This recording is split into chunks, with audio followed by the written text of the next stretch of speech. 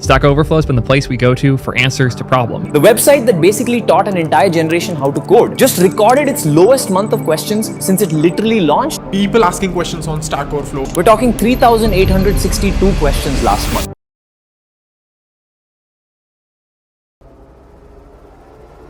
ChatGPT. ChatGPT launched, Cursor came out, GitHub Copilot became actually useful, and suddenly the entire value proposition of Stack Overflow just evaporated overnight. Asking questions on Stack Overflow has reduced dramatically. Traffic and overall engagement has declined nearly 50% over the last year. It's almost like nobody's asking more questions on Stack Overflow. ChatGPT basically took all of Stack Overflow's content. That is definitely impacting the traffic as well. ChatGPT made it way easier to find solutions to problems. The irony is that ChatGPT like AI agents have learned a lot of information from Stack Overflow questions and answers. AI is going to replace 92 million jobs. And now it's the same AI that has killed Stack Overflow.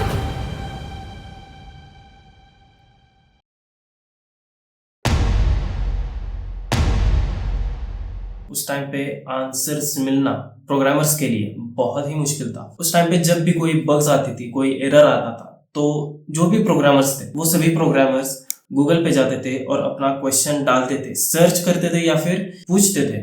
वो questions डालते थे तो 2 से 3 हफ्ते के बाद उनको answers मिलते थे। उस टाइम पे जो वेबसाइट्स थी वो थी एक्सपर्ट एक्सचेंज, जहां आंसर्स थे, लेकिन वो आंसर्स पढ़ने के लिए मंथली $13 देने पड़ते थे। बट ये प्रॉब्लम नहीं थी, यहाँ पे एक्चुअल दुश्मन था, वो था इंटरनेट, जहाँ पे नॉलेज मिलता था बट वो पैसे दे के लेना पड़ता था, और जहाँ पे नॉलेज फ्री था वो यूजलेस था। इसी की वजह से उस टाइम पे 2 प्रोग्रामर्स को बहुत ही ज़्यादा फ्रस्ट्रेशन हो रही थी। एक था जेफ एडवर्ड, जो कि सॉफ्टवेयर डेवलपर था और ब्लॉगिंग भी वो करता था। वो लिव्स इन कैलिफोर्निया, जिसका ब्लॉग था कोडिंग हॉरर, जहाँ वो प्रोग्रामिंग के उन प्रॉब्लम्स के बारे में लिखते थे जो हर डेवलपर प्रॉब्लम्स फेस कर रहा है। और दूसरा था जोएल स्पोल्स्की, येले ग्रेजुएट था और जोएल का ब्लॉग था जोई ऑन सॉफ्टवेयर। वो इतना पॉपुलर था कि दुनिया भर के डेवलपर्स उसके आर्टिकल आने का वेट करते थे, और ये दोनों हर एक दूसरे का ब्लॉग पढ़ते भी थे। और इन दोनों के मन में एक ही बात थी कि इंटरनेट इन दोनों के लिए बकवास है।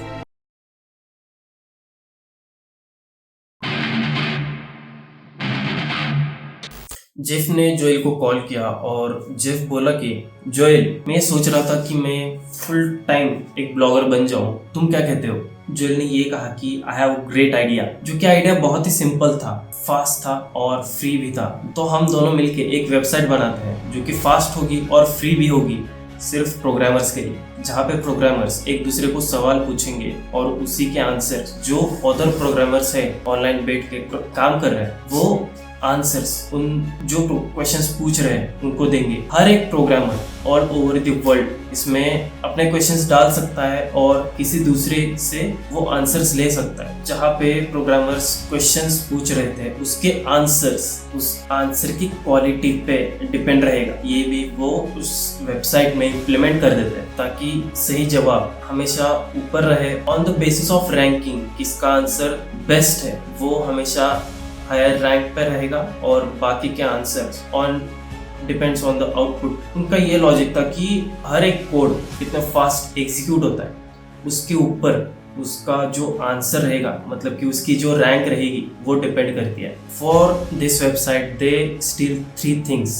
First, from the Reddit the system of upvote and downvote. Second, Wikipedia से फ्रीडम ऑफ कंटेंट एडिट, मतलब कि जो प्रोग्रामर्स आंसर्स उस अदर डेवलपर को दे रहा है वो आंसर वो इन फ्यूचर में जाके वो एडिट कर सकता है और उसकी रैंकिंग और ऊपर जा सकती है on the basis of the speed of the execution of that code. और from the blogging the feeling of ownership and identity. For this website सैकड़ों नाम सजेस्ट हुए और उसमें से एक था स्टैक ओवरफ्लो, जो कि एक सिंपल एरर थी, मतलब कि जब रैम या फिर मेमोरी भर जाएगी तो वो एक एरर, उसका नाम था स्टैक ओवरफ्लो। इसी नाम से उस वेबसाइट का नाम स्टैक ओवरफ्लो पड़ा। ये नाम एक यूनिक था क्योंकि ये नाम एक एरर को डिनोट करता था, जो कि फनी भी था, और इस स्टैक ओवरफ्लो का मीनिंग हर एक प्रोग्रामर जानता था।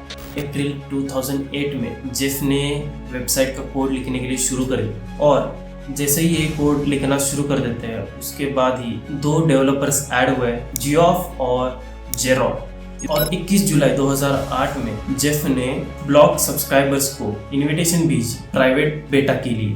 15 सितंबर 2008 में ये वेबसाइट लॉन्च हुई। यही से इंटरनेट पूरा बदल गया।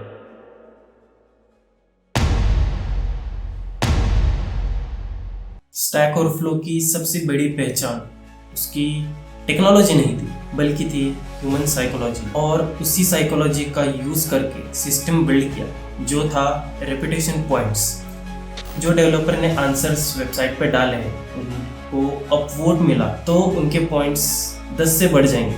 इसी की वजह से जिसके ज़्यादा पॉइंट्स होंगे, मतलब कि जिसके ज़्यादा अपवोट्स होंगे, उस डेवलपर के पास उतनी ज़्यादा पावर होगी। जो डेवलपर है जिसने आंसर्स दिए हैं 2000 से ज़्यादा पॉइंट्स हो चुके हैं, तो उसके पास वो पावर थी कि जो दूसरों ने आंसर्स दिए हैं उनके वो आंसर्स एडिट कर सकता है। सेकेंड इज जिसको 10,000 से ज़्यादा पॉइंट्स है तो वो मॉडरेशन टूल का यूज़ कर सकता है। और जो डेवलपर जिसके पास 20,000 पॉइंट्स है वो कम्युनिटी का गार्डियन बन सकता है। तो ये था गेमिफिकेशन।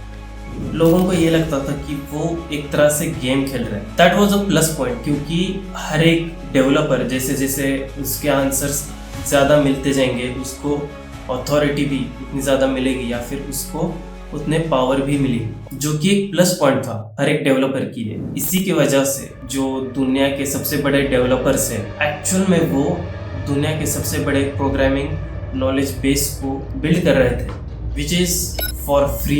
इनको बैचेस भी दिए जाते थे। तो वो बैचेस थे क्यूरियस, ईयरलिंग, गुरु और लेजेंड। हर एक बैच एक अचीवमेंट थी, एक आइडेंटिटी थी इंटरनेट पे स्टैक ओवरफ्लो पर, जिसकी हाई रेपुटेशन है उन प्रोग्रामर्स को उतनी ज़्यादा रिस्पेक्ट मिलती। और एक प्लस पॉइंट निकल के आता है कि जो प्रोग्रामर्स दूसरे प्रोग्रामर्स को आंसर दे रहे थे उनके लिए ये एक तरह से एक रेज्यूमे था। जो बड़ी बड़ी कंपनी जो जॉब इंटरव्यूज ले रही थी उन डेवलपर्स की स्टैक ओवरफ्लो की प्रोफाइल मांगते थे। तो इस बेसिस पे उन डेवलपर्स को हायर किया जाता था। कितने ज़्यादा पॉइंट्स हैं उसके बेसिस पे भी उन डेवलपर्स को हायर करते थे। गिटहब से भी पहले जो प्रोग्रामर्स थे या फिर डेवलपर्स थे उनकी प्रोफाइल या फिर उनका रेज्यूमे एक स्टैक ओवरफ्लो का प्रोफाइल था। On the basis of that वो उन एम्प्लॉयज को हायर भी कर सकते थे। और इसमें से भी एक सबसे बड़ी बात थी कि स्टैक ओवरफ्लो के हर एक जवाब पब्लिक थे, फ्री थे और गूगल इंडेक्स में वो दिखाई देते थे। और जहाँ पे तुम कभी भी अपना आंसर्स इजीली ढूंढ सकते थे। एक्सपर्ट एक्सचेंज कंपनी को आंसर्स देने के लिए पैसे देने पड़ते थे। वहाँ पे स्टैक ओवरफ्लो ग्रोथ करने लगा था, जो कि अपनी सर्विसेज फ्री दे रहा था। और जो छोटे डेवलपर्स थे उनको बड़े डेवलपर्स से हेल्प भी मिलती थी। एक तरह से ये स्टैक ओवरफ्लो का प्लेटफॉर्म अच्छे से बिल्डअप हो चुका था।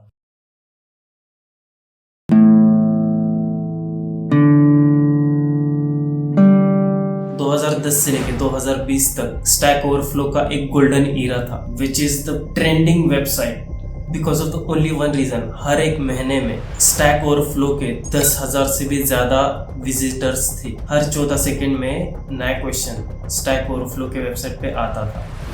और वो इतना बड़ा प्लेटफॉर्म बन चुका था कि स्टैक ओवरफ्लो का खुद का एक नेटवर्क बन चुका था, जो था स्टैक एक्सचेंज नेटवर्क, जहाँ पे फिजिक्स, केमिस्ट्री, मैथ्स, फिलोसॉफी हर एक टॉपिक पर क्वेश्चन आंसर्स वेबसाइट बन चुकी थी।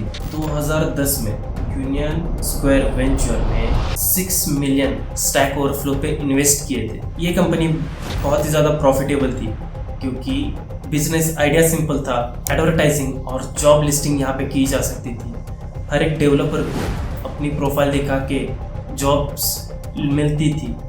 कंपनी को बड़े बड़े डेवलपर्स चाहिए थे जो कि सिर्फ स्टैक ओवरफ्लो की प्रोफाइल देख के उन एम्प्लॉयज़ को हायर कर सकते थे। 2014 तक स्टैक ओवरफ्लो पे हर महीने 3 लाख से भी ज़्यादा क्वेश्चंस पूछे जाते थे। दुनिया का हर एक डेवलपर, चाहे वो इंडिया में हो, चाहे वो अमेरिका में हो, चाहे वो अफ्रीका में हो, वो इस वेबसाइट पे आते थे, क्वेश्चंस पूछते थे, आंसर्स देते थे और उनको जो भी चाहिए वो स्टैक ओवरफ्लो से उठा सकते हैं। विदाउट स्टैक ओवरफ्लो कोडिंग सीखना मतलब कि उस टाइम पे बहुत ही मुश्किल था और हर एक डेवलपर के लिए एक स्टोरी थी कि स्टैक ओवरफ्लो ने मेरी ज़िंदगी बचाई, स्टैक ओवरफ्लो की वजह से मेरे प्रोजेक्ट्स डिप्लॉय हो पाए, स्टैक ओवरफ्लो की सिर्फ एक लाइन की वजह से मैंने अपनी कंपनी बचाई।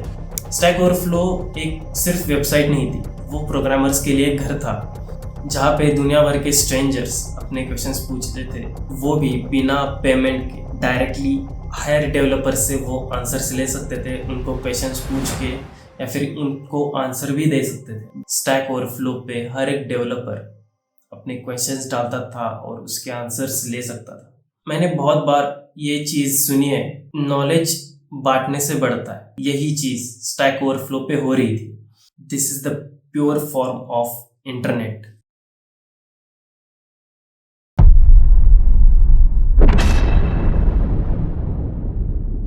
जैसे जैसे ये स्टैक ओवरफ्लो बढ़ता चला गया वैसे वैसे बहुत सारे प्रॉब्लम्स भी आ रही थी। प्लेटफॉर्म पर डुप्लीकेट क्वेश्चंस बहुत ही ज़्यादा आने लगे जिसके आंसर्स भी हो चुके थे और जो क्वेश्चंस आ रहे थे वो अनक्लियर थे और कुछ क्वेश्चंस जो आ रहे थे वो ऑफ टॉपिक भी थे।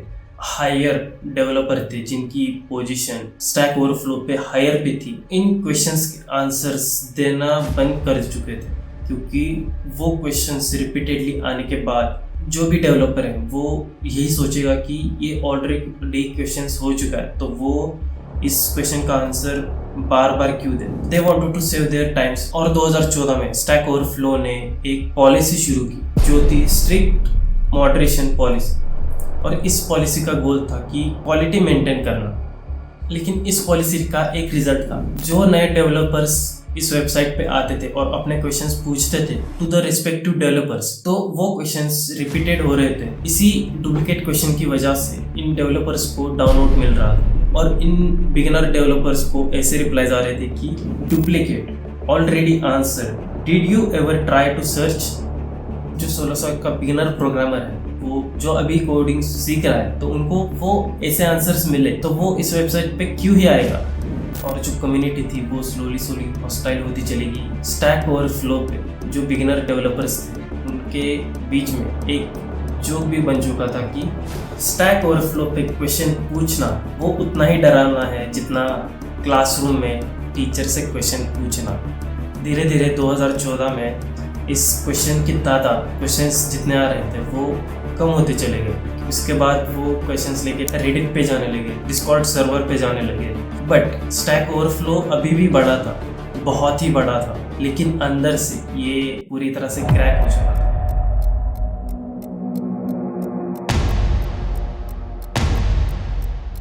जोएल और जेफ को ये पता चल चुका था कि ये कंपनी अब सेल करने के लिए आ चुकी है, तो ये कंपनी बेचने के लिए तो वो एक बायर ढूंढ रहे थे और उनको वो बायर मिल भी चुका था और वो बायर था प्रोस्यूस, जो कि नेदरलैंड की एक इन्वेस्टमेंट कंपनी थी। जो ये प्रोस्यूस थी उसकी पेरेंट कंपनी साउथ अफ्रीका में थी और उस कंपनी का नाम नास्पर था। नास्पर ने 2001 में जो चाइना की कंपनी थी टेंसेंट, उस पे $32 मिलियन लगाए थे।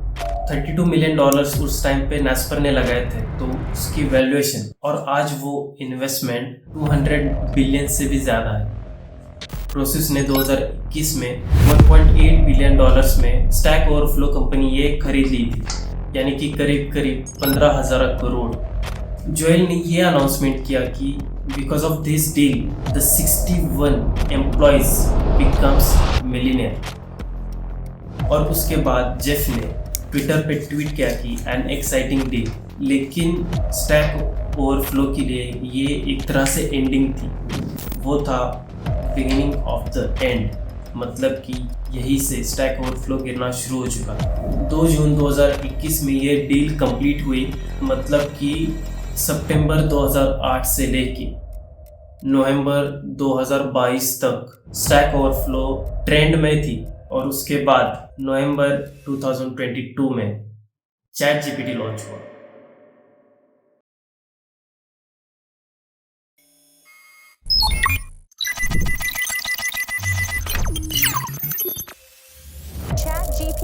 ChatGPT. ChatGPT OpenAI, the San Francisco-based startup that created ChatGPT, opened the tool up for public testing in November 2022. In under a week, the AI model amassed over 1 million users, according to OpenAI's CEO. By the end of January, ChatGPT was averaging about 13 million visitors per day. ChatGPT ने वही किया जो कि अब तक किसी ने भी नहीं सोचा था। 30 नवंबर 2022 में OpenAI ने ChatGPT को लॉन्च किया। First 5 days ChatGPT have 10 lakh plus users और 2 महीने के बाद ये यूज़र का काउंट 10 करोड़ से भी ज़्यादा हो चुका था। जहाँ पे टिकटॉक को 10 करोड़ तक पहुँचने के लिए टिकटॉक को 9 महीने लगे थे। For the Instagram it takes 2.5 years. ChatGPT does in 60 days. Because of the ChatGPT, this is the new revolution for the developers. जब कोई एक बग आता था तो वो हर डेवलपर ChatGPT पे जाता था और वो सिर्फ एक टेक्स्ट कॉपी पेस्ट करता था और ChatGPT within a second उसका आंसर भी रिप्लाई दे देता था without any errors, without any fixes. It just give a proper answer to that question. तुम सिर्फ एक क्वेश्चन ChatGPT पे डालो और उस क्वेश्चन का आंसर तुरंत ही मिल जाता था। जहाँ पे स्टैक ओवरफ्लो पे क्वेश्चन का आंसर ढूंढने के लिए आधा घंटा लगता था, वहीं पे ChatGPT पे सिर्फ 5 सेकंड में ही उसका आंसर ऐसे ही मिल जाता था। जैसे ही ChatGPT लॉन्च हुआ वैसे ही स्टैक ओवरफ्लो गिरना शुरू कर दिया। In 2024 Stack Overflow decline up to 80%। दिसंबर 2025 में स्टैक ओवरफ्लो पे 3000 से भी कम क्वेश्चंस आने लगे। जब स्टैक ओवरफ्लो लॉन्च हो चुका था उस टाइम पे जो क्वेश्चन का काउंट था उतना काउंट दिसंबर 2025 तक आ चुका था और 17 साल की जो स्टैक ओवरफ्लो की ग्रोथ हो चुकी थी वो इसी टाइम पे मिट चुकी थी। डेटा विजुअलाइजेशन में जनवरी 2026 में ये एक चीज़ वायरल हो चुकी थी, the visitors of stack overflow, जिसमें स्टैक ओवरफ्लो का ट्रैफिक ग्राफ दिखाया गया था। किसी ने ये कमेंट किया कि stack overflow is sold before this decline. Incredible timing, perfect selling time, the perfect profitable trade. 2022 में प्रोसेस ने स्टैक ओवरफ्लो की वैल्यू में 246 मिलियन की इंप्रूवमेंट की। 2023 में 560 मिलियन और इन 2024 इट वाज 372 मिलियन डॉलर्स। यानी कि ये सब मिला के 1.108 बिलियन राइट ऑफ हो चुके थे। मतलब कि 68% ऑफ प्रॉफिट प्रोसेस गवा चुका था। और 2023 में एलन मस्क ये ट्वीट करता है कि dead by LLM means LLM मतलब कि एक लार्ज लैंग्वेज मॉडल है, means AI in virtual world. Stack overflow is killed by AI।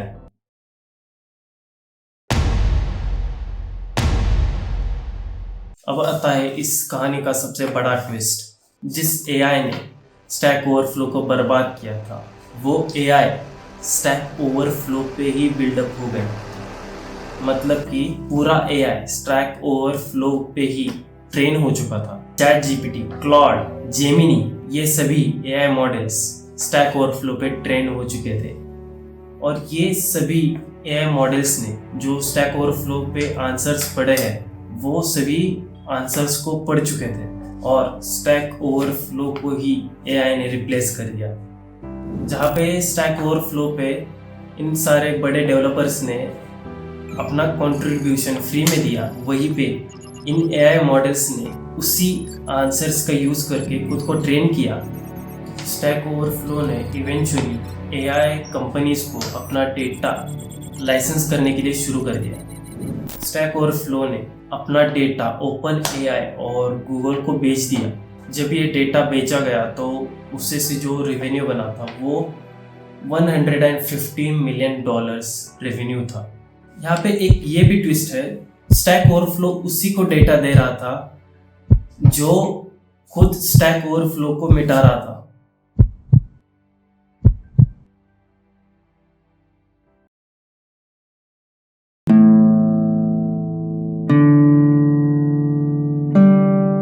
But ये क्वेश्चन भी था कि स्टैक ओवरफ्लो सच में मर चुका था। स्टैक ओवरफ्लो का सीईओ प्रशांत चंद्रशेखर ने ये बताया कि जो सवाल स्टैक ओवरफ्लो पे थे वो सवाल सिंपल थे जो कि एआई वो खुद सॉल्व कर सकता है, बट जो कॉम्प्लेक्स प्रॉब्लम्स है, एज केस प्रॉब्लम्स है, आर्किटेक्चर डिजाइन, वियर्ड बग्स जो एनवायरनमेंट में आते हैं, ह्यूमन जजमेंट और एक्सपीरियंस वाली बातें, वो अभी भी स्टैक ओवरफ्लो पे है। इसकी वजह से स्टैक ओवरफ्लो रेवेन्यू जनरेट कर रहा है। Stack overflow for the teams, enterprise products, 25,000 से भी ज़्यादा कंपनीज स्टैक ओवरफ्लो को यूज़ कर रही है। स्टैक ओवरफ्लो के लिए माइक्रोसॉफ्ट ये एक पहली कंपनी थी जिसने $150 मिलियन का रेवेन्यू जनरेट किया। तो स्टैक ओवरफ्लो अभी भी जिंदा है। जो सिंपल प्रॉब्लम्स है वो एआई खुद सॉल्व कर सकता है, बट जो एक कॉम्प्लेक्स प्रॉब्लम है एआई सॉल्व नहीं कर सकता। वो सॉल्व करने के लिए स्टैक ओवरफ्लो के पास उसका डेटा अभी भी है। तो फाइनेंशियली स्टैक ओवरफ्लो अभी भी जिंदा है और वो आपको डेवलपर्स को अभी भी मदद कर रहे हैं, बट सिर्फ उसका काउंट स्टैक ओवरफ्लो पे जो विजिट्स होने का काउंट वो सिर्फ कम हो चुका है। जो डेवलपर्स एक दूसरे को मदद कर रहे थे वो जा चुका है। जो स्टैक ओवरफ्लो एक तरह से पब्लिक प्लेटफॉर्म था वो अब वो स्टॉल बन चुका है।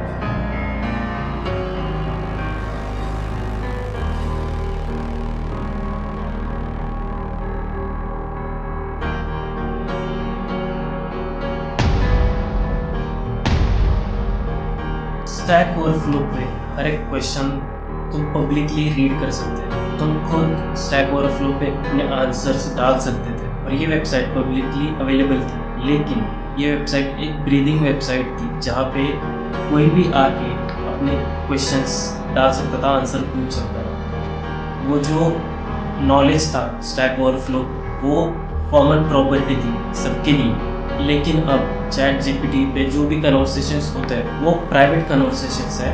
वो एक तरह से रिस्ट्रिक्टेड नॉलेज है जो कि दूसरे डेवलपर्स के लिए प्रोवाइड नहीं की जा सकती। एक तरह से चैट जीपीटी एक ब्लैक बॉक्स